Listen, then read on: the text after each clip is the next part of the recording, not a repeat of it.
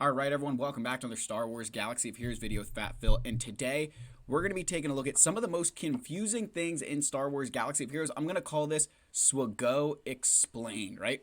We're going to get into different things about how certain stats get calculated, certain buffs, debuffs, and then finally just some order of operations, different mechanics in the game, and explaining, because a lot of it can be very confusing. So let's dive right into the video. Like, subscribe, comment down below. Let me know your thoughts. Hopefully this helps you in your journey in Galaxy of Heroes. And we've got to take a minute and thank my channel members. Thank you to all of those who are on the council. Even if you are not yet granted the rank of Master, I do appreciate all of your continued support, whether gifted or done on your own. And then obviously we got to thank our Wampa and Jedi Master tiers so much. Again, I do appreciate all of you guys. You are fantastic human beings. And, you know, those of you who I talk to on a regular basis, particularly you, Button, very much enjoy all of that. So anyway, let's get into the video here and let's talk about some of the most confusing parts of Star Wars Galaxy of Heroes. And we're going to start it off strong with base versus max stats. Now, to understand base versus max stats, you need to understand what they're actually talking about when they say certain things. So what I want to show here, we're going to flip over to Star Wars Galaxy of Heroes.gg real quick. So when you go here and you see Jedi Master Luke, and you see these at tier 7 right here, just to show you this is Master Luke, right? Master Luke stats, right? When you go to Relic 7, these are his base stats, right? So the first way that there's bases, the base is, this is the numbers before you add mods in, before you add on anything else. These are his stats, right? He's got 94,000 health, 50,000 protection. If you don't mod him for anything, these are what his stats will be. That's the first way that you can talk about base stats. But when you read his kit, and in particular, his leadership ability where it talks about the inherited teachings, see this, that you deal damage equal to 60% of his base max protection. That's what you need to understand. Base max protection is not that 50,000 number you saw. It's this number right down here. And it's the combination of his base protection and all the bonuses that he's going to get from the mod set that you have on him. That's the simplest way to look at base stats. But there's one other way that you have to look. And it can be, this is where you've really got to understand, again, this is where it gets confusing. So we're going to first switch over to Jedi Master Luke, and then we'll get into explaining. We're still explaining base protection here. So I'm going to just grab a bunch of Jedi. And we're going to throw on this Datacron here. So, with this Datacron, we're getting 24% health, 47% protection, and 46% critical damage.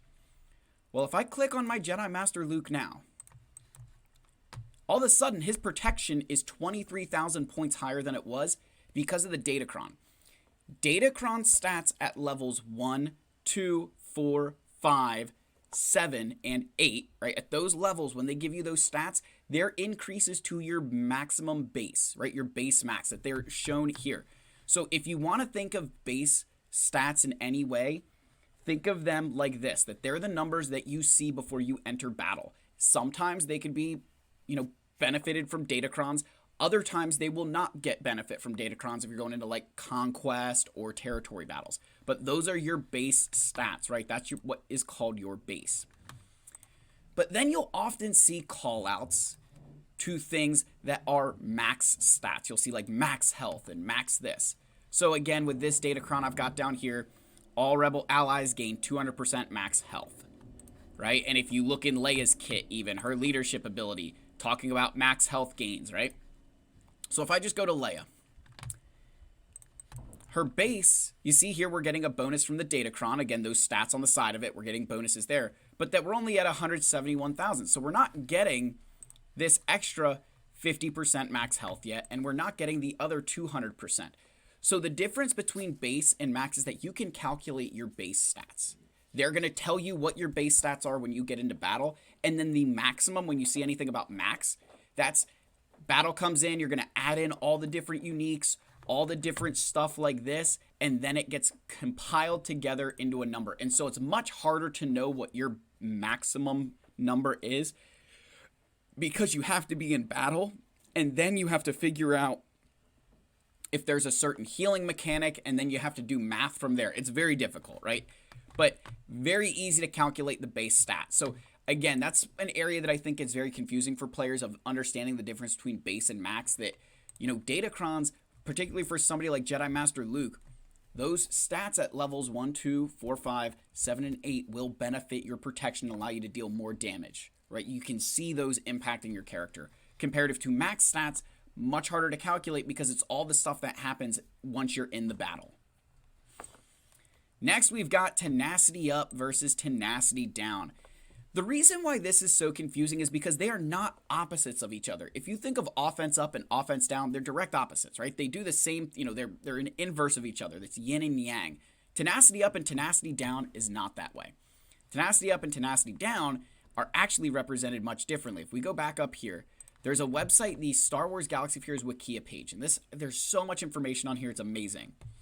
So when you go down to tenacity up, which is right here, it says resist negative status effects.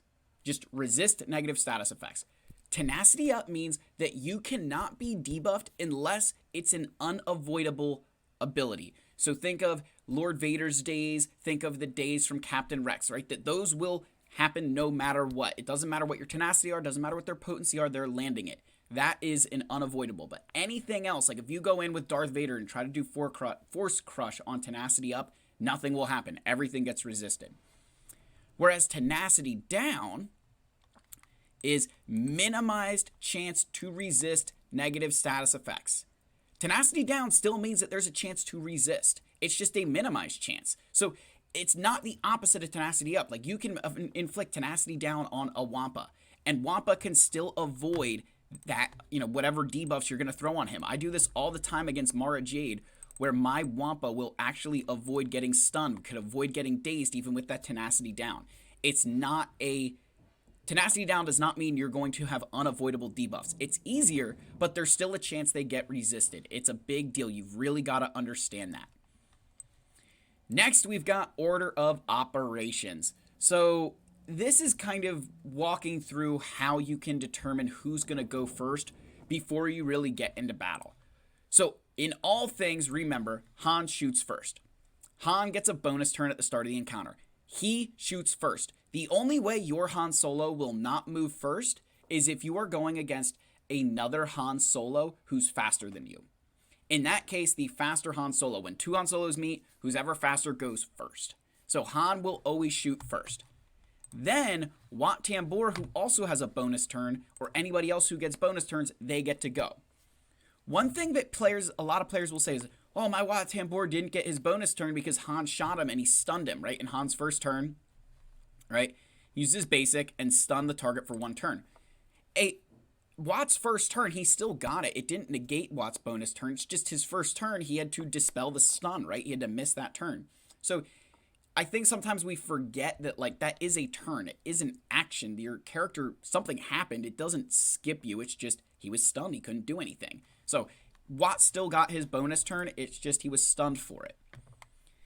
Those two things, bonus turn, anytime you hear bonus turn, it's unavoidable. Even if the target could be feared, dazed, stunned, they still will take an action.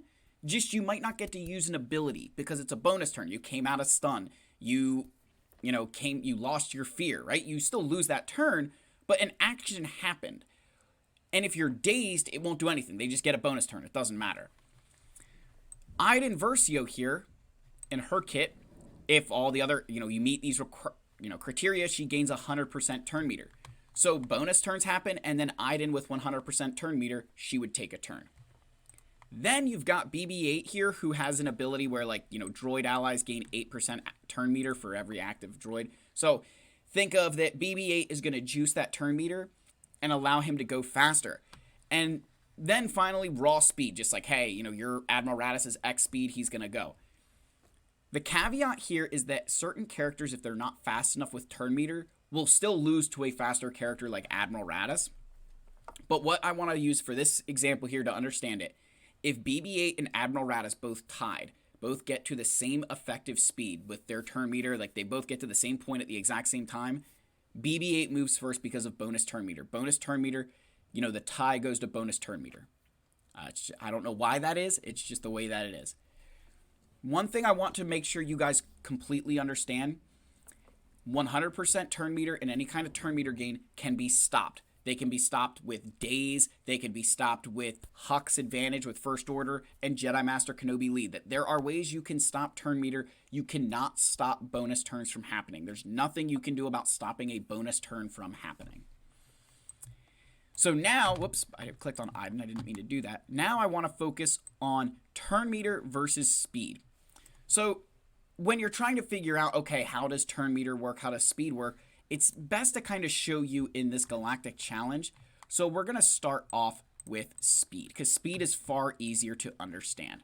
So we're just going to go in here all the way to the end. Let's click this. Let's get this going here, Galactic Republic. And I'm just going to grab some characters here. So Jedi Master Kenobi, if you remember in his lead, right, it is somewhere down here. Enemies and allies are immune to turn meter manipulation. Basically, you can't gain or lose turn meter in a Jedi Master Kenobi fight, right? You can't remove any of the turn meter, but you also can't gain any. You're just basically, your order is determined by speed. So if you look here, here's the current turn order. So I'm going to take my first one with Jedi Master Kenobi. So now he's going to take another turn before their Boba Fett Sign of Jango moves. It's not because Kenobi gained turn meter. It's just he's over twice as fast as Boba Fett Sign of Jango, so he's going to take 2 turns before Boba Fett could move once.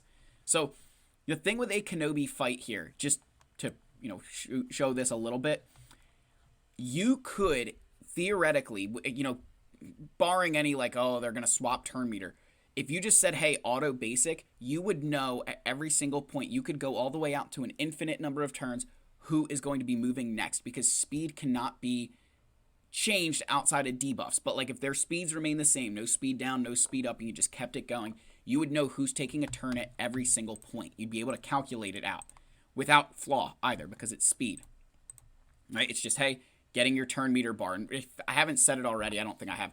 Your turn meter bar is out of 1,000. So my Kenobi with 571 speed plus 30 from his leadership is at an effective 601 speed. So it takes 2 turns for him to get a full speed bar, and he'll be at 1,202 out of 1,000. So that's how he can kind of jump ahead of Boba Fett, is that if Boba Fett isn't fast enough, Kenobi will get those turns. So that, your speed bar is out of 1,000. So one of the things that sometimes I don't think players fully grasp is that your difference between, like my Commander Tano at 340 speed and yours is at 341, your Commander Tano will move before mine, right? You will move before mine. But if your Commander Tano is 333 and mine is 334, I will move before, I'll move before you, and I will take more, I'm filling my speed bar faster, right? Like there's certain points where you'll fill it faster than others. I don't know what I was trying to say there, but I guess the way to think about it is that, one speed can make a difference at times between how, one speed does make a difference until you reach a certain point. Like on Galactic Legends, you're normally not looking at one speed making a big difference because you're not often doing mirror matches. Like I would say outspeeding your opponent really only matters in mirror matches. But now let's get into Imperial Troopers, right? So we're going to use turn meter as our next example here. So I'm going to bring in this team. So Imperial Troopers, if you remember, there's all different kinds of turn meter gain in Veers' kit, right? If we go to General Veers' kit here, I guess it's not going to show us. Hold on. Went too far. Just because you got to understand this team, right? You do have to understand this team. So Veers, right? They gain 10% turn meter whenever they gain a buff. So keep that in mind. 10% turn meter whenever they gain a buff. And in his unique, whenever an enemy is defeated while Veers is active, they gain offense up and gain 50% turn meter. So when you defeat an enemy, you gain 50%, but when you gain a buff, you gain 10% turn meter. And if you remember, Piet has the Emperor's Trap, which that counts as a buff. It will stack, and it's a stackable buff. So here we have 1 stack of it. So the current turn order, you see Veers is going to take a turn after Boba Fett Sign of Jango. So what I'm going to do is completely ignore Boba Fett Sign of Jango, and this turn meter bar is not going to move at all. His turn meter bar won't move, but I'm just going to generate enough turn meter here with my team that I'm just going to completely lap him around, right? So the goal is that I can get Moff Gideon to take another turn. So now look, we've lapped him, right? He has not yet moved a muscle. His turn meter gain has not changed, and my entire team is getting to take turns. That is how turn meter gain works, that you're taking this speed bar that Boba Fett's speed bar isn't getting a chance to move because mine is just getting constantly filled from this same quote-unquote turn. That the speed bar hasn't had a chance to move anywhere because you're just constantly filling it with all of these abilities, gaining buffs, killing people, right? Like, see here, look, we're just barely jumping ahead, right? We're gonna jump ahead here. Veers goes, and now see, look, jump ahead of him, and now everybody turn order comes again. So this is how turn meter works, that you can just outrun your opponents. One thing to note here is that bonus turns will trigger. So someone like Jedi Knight Anakin can break up a turn meter train because of his bonus turns. Bonus turns will interrupt that. So that is turn meter versus speed, right? Speed, you know exactly where everybody's going to go. With turn meter gains, it's very different because it's all going to depend on how you gain that turn meter. Next, we're going to talk about these three characters right here, where there's giving bonus turns, giving turn meter, and swapping it, showing you how that's different for every single character. So we're going to use those three characters there. We're going to go into a fight. Again, guys, I hope this is good stuff. I hope this is things that you needed explained a little bit. So we go down in here, and remember, turn meter gains can be stopped by days in like Jedi Master Kenobi lead or like Hux with advantage. So we're going to run this team because I want to show you how all of these things interact with each other. So the first one that we're going to look at is the gaining 100% turn meter. So we're going to start here, and I'm just going to poke this character, right? We're going to poke. So now, this right here, target other ally gains 100% turn meter. So gaining 100% turn meter just means that I'm going to literally give Kylo 100% turn meter, and now I have 0, right? I literally just gave him turn meter. That's it. I just gave him turn meter. I didn't do anything else, right? He just got turn meter, and now he has 0. That was like the first thing. Now we've got a turn meter swap. In this example, what I want you to see is here, look at Kylo Ren Unmasked, right? He's got, how much turn meter. Like, he's going to go after Boba Fett, Sign of Jango. What I'm going to do is swap turn meter with him. Now my Thrawn jumped ahead because of, speed differences, gaining advantage and stuff. But the idea is I didn't lose any turn meter there. Like, if you noticed, my Kylo had turn meter, and then he gave him 100% turn meter, so he took his turn, and now they both have 0, right? You see that they don't have any turn meter now. You lost turn meter when you gave it, whereas here, my team, the net impact to my turn meter is 0. I'm just allowing someone else to go before my Thrawn. Now with a bonus turn, you'll see here Kylo, he has a little bit of turn meter, right? So Kylo's got turn meter, but he's going to give a bonus turn. So now I'm going to take that. Hux, he gained turn meter because he gained advantage. That's it. There's a part of Kylo's kit that's in play here. But Hux loses his turn and gives it to Kylo, right? Your net there is 0. So now Kylo gets to go again, and now my Thrawn would go. Of those three abilities, right, giving 100% turn meter, swapping, and the bonus turn, the giving 100% turn meter can be stopped. It can be stopped by days, it can be stopped by certain things like Lord Vader's damage over time, Jedi Master Kenobi lead, right? They will stop that. Or even like Hux with a full First Order. There are ways to stop that. You can never stop a turn meter gain, and you can never stop bonus turns. There's no, like a swapping of turn meter, you're not gaining anything, you're just passing it between characters. And again, bonus turns, there's nothing you can do to stop them. They will always happen. So I personally think that the turn meter swap is the most potent of anything because those bonus turns, what if your Kylo has 90% turn meter? You really going to give him a bonus turn? So that's why I like the turn meter swap. It's a lot more potent of an ability. And what it does is that, like, your Thrawn, he took 2 turns. So it reduces his cooldowns in a way because you can swap turn meter with somebody and get him another turn really quickly. All right, next we're going back to like max health damage. So again, kind of getting back into the, base versus max. With Darth Malgus here, just what you have to understand is that it's 40% of his max health. So his damage, is based off of his max health. So the higher your Darth Malgus's max health is, the more damage you do. Whereas the drain life here, this is based on the opponent's max health. So if you target, say, Ahsoka Tano with this, you're not going to do nearly as much damage comparatively as you would to General Kenobi, where General Kenobi, he's a much larger health pool, so it's going to deal more damage. It's still 100% of that character's max health, but you think of what if they have protection pools and stuff, you're going to get through far more of Kenobi with using this ability than Ahsoka Tano. Even though it's 100% of their max health, Ahsoka's max health is a lot smaller, so it's not going to do nearly as much comparative to targeting somebody else. So that's something else just to think about that. And obviously there are characters who can avoid that kind of damage, the drain life, whereas like Darth Malgus's, I don't think characters can avoid that kind. So that's another difference between those two. All right, massive damage. What is massive damage? So we're going to go back over to this Star Wars Galaxy of Heroes Wikia page and get into massive damage. So we're going to go ahead and I can just type in like massive damage. So here is massive damage. Come on, pop up. Of course it didn't. Where's it at there? Come on. I can't even read it. There it is. Come on. There we go. Massive damage. All right. This is where a unit deals 99,999 damage to a target enemy, right? That is massive damage. 99,999 damage is massive damage. Now, obviously, each of these characters has it. So let's go to Savage Press, right? He's got it on his overpower when a target has 50% or less health. Same thing here with the self-destruct, right? Deal massive damage. Whereas Rey's is very different in the Sudden Whirlwind, where here it's 2 times massive damage. So it's 99,999 times 2.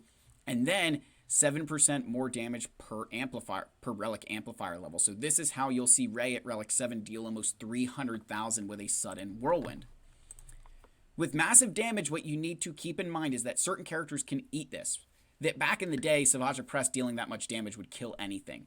But with relics now, there's actually characters who can eat that ability. Think of Darth Nihilus.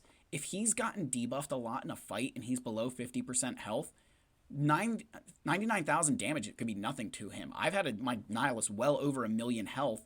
So massive damage is really good, but it's not an insta-kill like we're led to believe a lot of times, because you will see times where Savage Press will like hit someone with that and it won't actually kill them because their base health is higher than 200,000, right? That he's dealing 100,000 damage. So if their health is higher than 200,000, when they're below 50%, he won't kill them.